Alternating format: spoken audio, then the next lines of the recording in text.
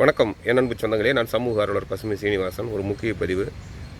தமிழக அரசு இந்தி திணிப்பை எதிர்த்து போராடுகிறது. இதை நாங்கள் வரவேற்கிறோம். ஆனால் தமிழகத்தில் உள்ள இந்நாள் முன்னாள் அமைச்சர்களின் ஒட்டுமொத்தமாக சிபிஎஸ்இ ஸ்கூலை நடத்தி கொண்டு அதிலே இந்தியை கற்றுக் கொடுக்கிறார்கள். கண்ணு கெட்டிய தூரம் திமுகவினர் நடத்தும் அத்தனை பள்ளிகளிலும் சிபிஎஸ்இ இந்தி மூன்றாவது மொழியாக பயன்படுத்தப்படுகிறது. பொதுமக்கள் என்ன நினைத்தார்கள் என்றால், முற்றிலுமாகவே, அதாவது படிப்பறிவு இல்லாதவர்கள் முற்றிலுமாக இந்தி அவர் எதிர்க்கிறார், பரவாயில்லை என்று நினைத்தார்கள். ஆனால் இப்போதுதான் தெரிகிறது, ஒட்டுமொத்த சிபிஎஸ்இ பள்ளிகளிலுமே இந்தி தமிழகத்திலே பயிற்சி மொழியாக இருக்கிறது. இவர்கள் நடத்தும் பள்ளிகளிலும் இது இருக்கிறது. ஆனால் இந்தி வேண்டாம் என்று இவர்கள் கூறுகிறார்கள். இது மிகுந்த தமிழக மக்களுக்கு தற்போது இந்த செய்தி மிகுந்த அதிர்ச்சியை ஏற்படுத்தியுள்ளது.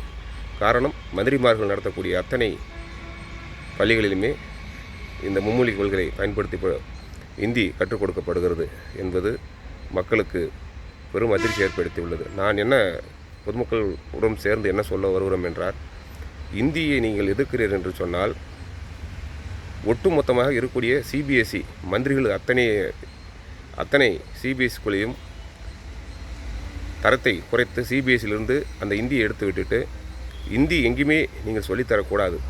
அது எந்த ஒரு தமிழகத்தில் எந்த ஒரு இடத்துலையும் இந்தி சொல்லிக் கொடுக்கக்கூடாது. அப்படி நீங்கள் செய்துவிட்டு இந்தி வேண்டாம் என்று சொன்னால், அதில் நீங்கள் சொல்வது சால சிறந்தது, எதுக்கிறீர்கள்னு அர்த்தம்.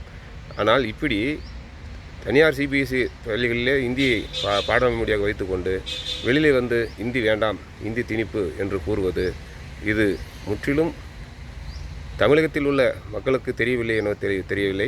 வெளிநாட்டில் வாழ்கின்ற தமிழர்கள் படித்தவர்களெல்லாம் இந்த தமிழகம் ஏன் இப்படி சீர்கெட்டு செல்கிறது, எதை வேண்டுமானாலும் சொல்லி மக்களை ஏமாற்றுகிறார்களே என வெளிநாட்டில் இருக்கின்ற அத்தனை படித்த தமிழர்களும் இன்றைக்கு தமிழகத்தை பார்த்து சிரிக்கின்ற ஒரு நிலை உள்ளது. ஆகையால் இந்தியை எதுக்க வேண்டும் என்றால், டோட்டலாக எல்லாத்தையும் சிபிஎஸ்இ அனைத்து மந்திரிகள் நடத்தும் ஸ்கூலை மூடிவிட்டு புதிதாக இருமொழி கொள்கை மட்டுமே வைத்து பாடம் நடத்துகின்ற நிலையை மாற்றி அமைத்தால் அது நன்றாக இருக்கும். அப்போது நீங்கள் இந்தியை எதிர்த்தால் அது வரவேற்கக்கூடியதாக இருக்கும்.